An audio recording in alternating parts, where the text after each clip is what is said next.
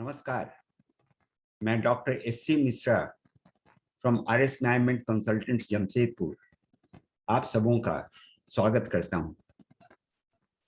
मैंने अपने पिछले टॉक में आध्यात्मिकता को अपने दैनिक जीवन में अपनाने के विषय में उसके पहले आयाम की चर्चा की थी और वह पहला आयाम था अपनी सभी सांसारिक रोल्स रिस्पॉन्सिबिलिटीज को कर्तव्य परायणता और ईमानदारी के साथ में निभाना।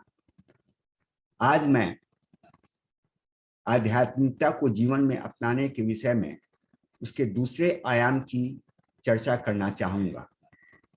यह दूसरा आयाम है दूसरों की सेवा करना, निस्वार्थ भाव से और विश्व बंधुत्व की भावना से।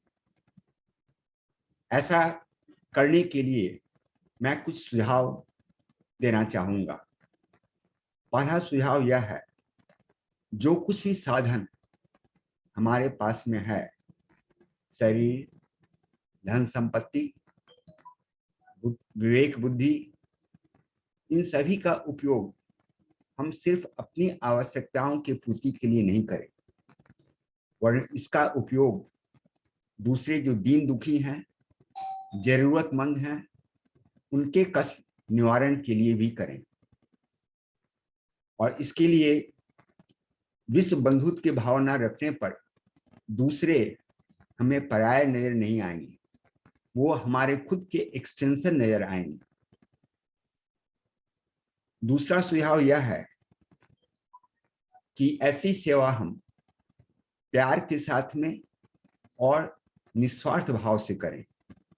इसमें सिर्फ देने की भावना होना चाहिए, वापस कुछ पाने की भावना नहीं होनी चाहिए। अगर हम ऐसी सेवा करते वक्त वापस में प्रशंसा चाहें, यश प्रतिष्ठा चाहें, तब यह सेवा नहीं रह जाता है, तब यह व्यापार हो जाता है। क्योंकि व्यापार में लेन देन की भावना रहती है, सेवा में नहीं।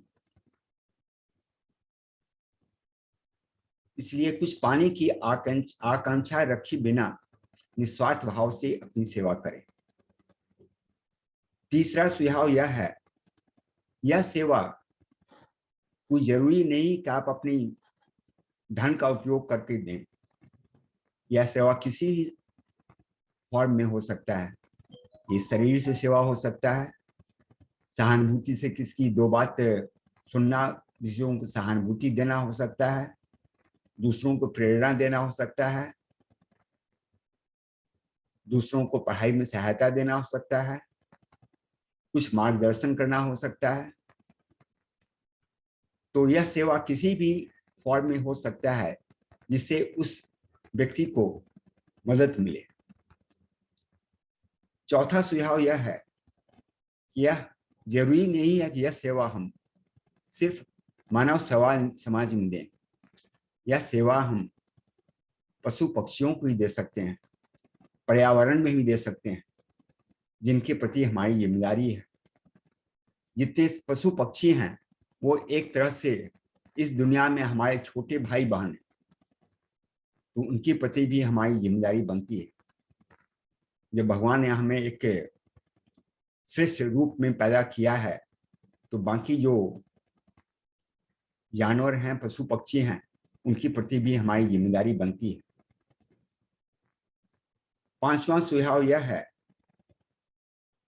कि जब भी ये दें, सेवा करें, तो उसमें किसी तरह का बोझ महसूस नहीं करें। ये आनंद के भाव से दें। जो आपकी हैसियत है उसी का अनुसार दें। आप अगर करोड़पति नहीं हैं तो करोड़पति की हैसियत की सेवा आप नहीं दे सकते हैं। तो जो कुछ भगवान ने आपको दे रखा है उसमें से कुछ अंश जहां तक आप खुशी से दे सकते हैं उसको आप दें। और जैसा मैंने कहा कि धन संपत्ति के अलावा आप अन्य कई प्रकार से सेवा दे सकते हैं।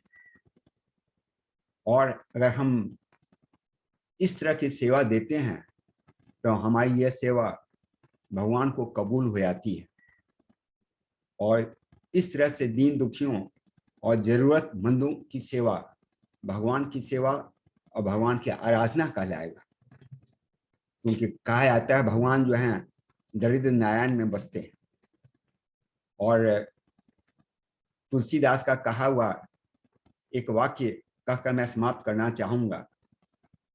जब उन्होंने कहा था, दूसरों का दुख राह दूर करने वाले तेरे दुख दूर करेंगे राम।